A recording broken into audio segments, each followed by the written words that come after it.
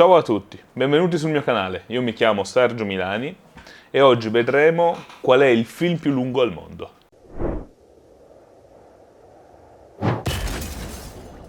Oggi parleremo nello specifico di due film che si sono giocati, tra virgolette, un po' il titolo di primo posto. C'è chi dice che al primo posto c'è Ambiance, produzione svedese, oppure c'è chi dice che c'è Logistics. Effettivamente Logistics è il film che è al primo posto. Quindi vediamo un po' più nello specifico, magari partendo dal secondo posto, parlando di Ambiance, quali sono i temi trattati da questo film e soprattutto quello che più ci interessa, quanto dura, perché dura parecchio. Ambiance è un film sperimentale del 2020 di Anders Weberg e dura ben 43.200 minuti, produzione svedese, e esattamente, un po' per renderci più o meno conto di quanto può durare, è l'equivalente di 30 giorni, cioè 30 giorni ininterrotti di film, che è tantissimo, ed è al secondo posto. Ambiance praticamente è un film di protesta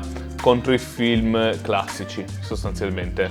Stiamo parlando di tutta un'altra tipologia di film. E ovviamente, per rimanere in tema, come tutti i film, Ambiance ha un trailer.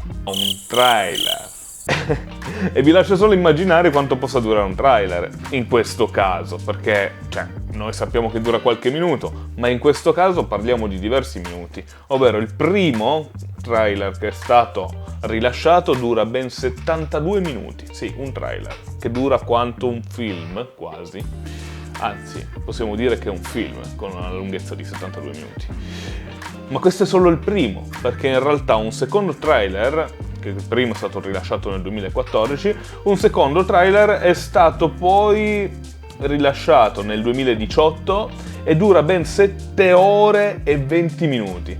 Un trailer. Mentre poi nel 2020, quando poi è stato completato questo film, perché ci è voluto parecchio tempo, anche perché le prime riprese, dal 2014 al 2020,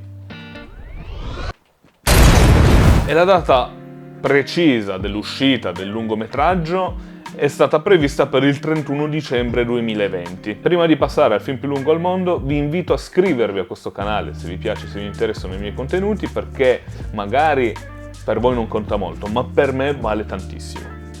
Ma ora passiamo al primo in classifica, ovvero il film più lungo al mondo, perché 30 giorni di film, no, non sono abbastanza. Il film più lungo al mondo è stato fatto nel 2012, si chiama Logistics ed è diretto da Erika Magnusson e Daniel Anderson, con una durata totale di 857 ore. Giusto per capirci, sono 35 giorni e 17 ore, che sono 51.420 minuti. Ovviamente stiamo parlando di un film sperimentale, in questo caso è un film documentario sperimentale, e naturalmente, come tutti quanti i film, devono essere proiettati in qualche sala, in qualche festival. Questo film è stato proiettato in un supermercato e naturalmente la gente non poteva morire di sonno, ammazzarsi per guardare questo film, perché stiamo parlando di giorni.